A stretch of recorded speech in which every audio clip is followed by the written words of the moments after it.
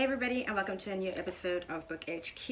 I haven't posted in a while. Towards the end of last year, I started going through a transition in my personal life, and rather than talk about it, I just decided to not. It's a new year, and I'm gonna try and make more videos and be more regular again. I'm gonna talk about Blitzed by Alexa Martin. I talked about the other two books, Fumbled and Intercepted, which I absolutely loved. They both had extremely different tones, even though they're both set in the world of the NFL and professional football. This one too is set in the world of the NFL and professional football.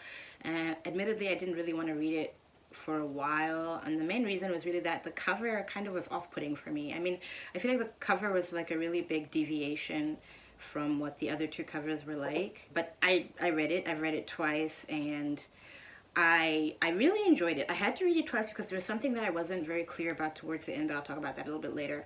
So this book follows the story of Bryn, who we know from book 1 and book 2. She's the owner of Hers. In this book, we see a lot of business. It talks a lot about being a woman in business, in a business that's predominantly male dominated. The book is a lot about what it is like to be a business owner and running a business, which is very interesting. The main protagonists are Bryn, and Maxwell Lewis is the football player who she ends up with. And it's interesting because this book also talks about something I guess that stars struggle with, which is like when you have family members who either want to like ride on the coattails of your fame or who want to take advantage of you. Maxwell has this half-brother who's really a terrible human being.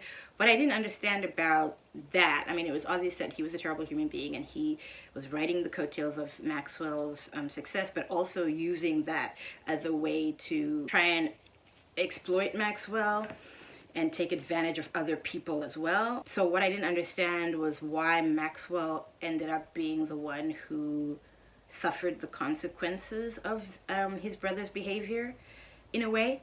So that's why I read it again, because I didn't quite get that. Some of the things I really liked about the book were that there's a really big focus on the importance of female friendships and having a strong female support system and what that can do for your life.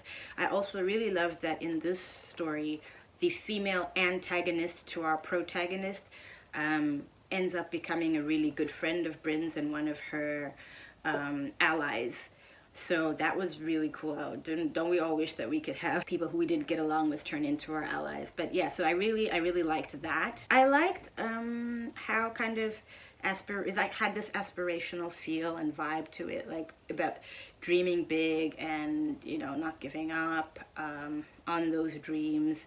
And it also looks a lot at like how you hold yourself back, which is something Bryn struggles with because she's afraid of becoming her mother, who is a terrible person. And so because of that, she kind of fell into this lifestyle of holding herself back from experiencing things in their fullness. That was a really interesting issue to explore. The book gets a 2 thumbs up from me, just like every other Alexa Martin book. It's really entertaining.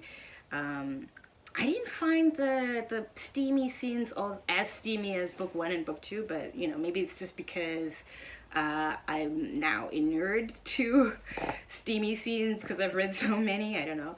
But yeah, really enjoyed the book. If you've read it, do tell me what your thoughts are. Leave your comments in the comments box below. And until next time, keep reading and keep watching. Bye-bye.